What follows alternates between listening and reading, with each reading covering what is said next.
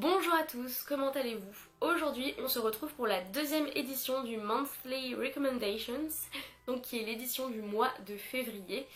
Et c'est une édition qui va être un petit peu particulière parce que je n'ai quasiment rien à vous présenter. Et je vous dis ça avec le sourire. Ce mois-ci, la sélection est censée être sur les graphic novels, les comics et je pense un petit peu les bandes dessinées. Tout ce qui est un petit peu graphique, et alors c'est quelque chose que je ne lis quasiment jamais. Donc je vais vous parler quelques petites minutes de ce que j'ai lu et de ce que j'ai apprécié. Mais je ne vais pas avoir grand chose à vous dire et c'est là où je prends conscience qu'il faudrait peut-être que je me tourne un peu plus vers ce genre de lecture parce que ça manque à ma culture. En fait, tout simplement. La première saga dont j'ai envie de vous parler, c'est une saga de comics et ça s'appelle Saga.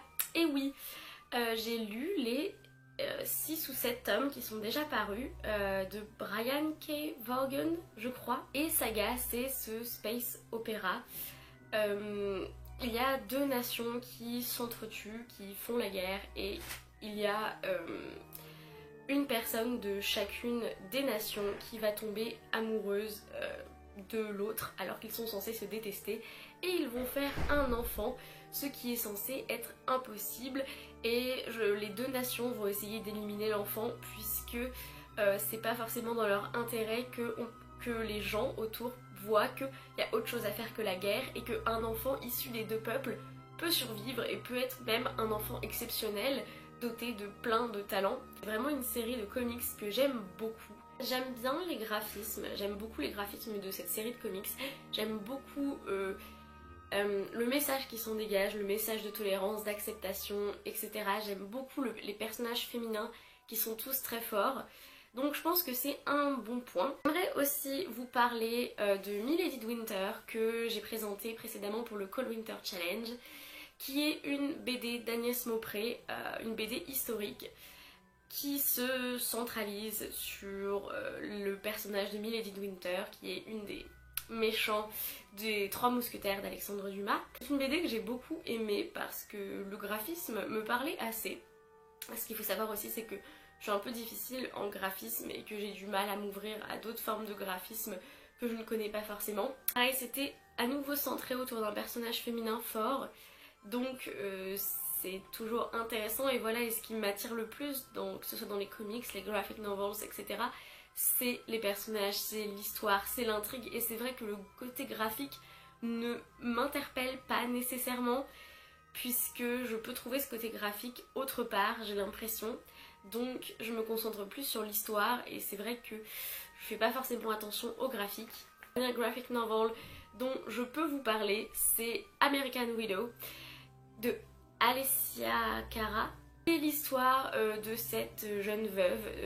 Son mari a été tué pendant les attentats du 11 septembre 2001 et on va la suivre pendant un an, du 11 septembre 2001 jusqu'au 11 septembre 2002.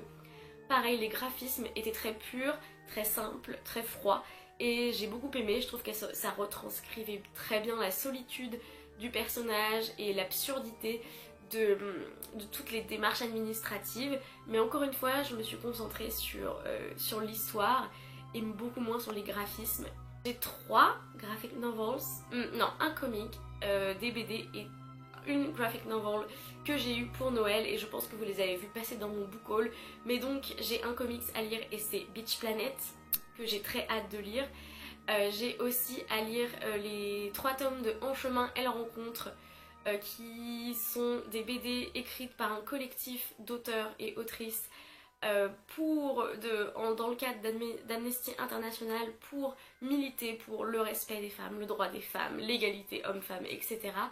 Et j'ai aussi une graphic novel que j'ai dans ma palle qui est Les sentiments du prince Charles de Liv Stromkist, qui devrait être une graphic novel féministe qui parlerait des sentiments des hommes. Et donc ce que je voulais faire, c'est changer un petit peu ces monthly recommendations puisque comme vous l'avez vu, je n'ai quasiment rien à vous recommander. Donc ce que j'aimerais, c'est qu'en commentaire vous me recommandiez des graphic novels, des comics, des BD, parce que c'est vrai que BD, je suis pas sûre que ça rentrait trop dans le thème du mois.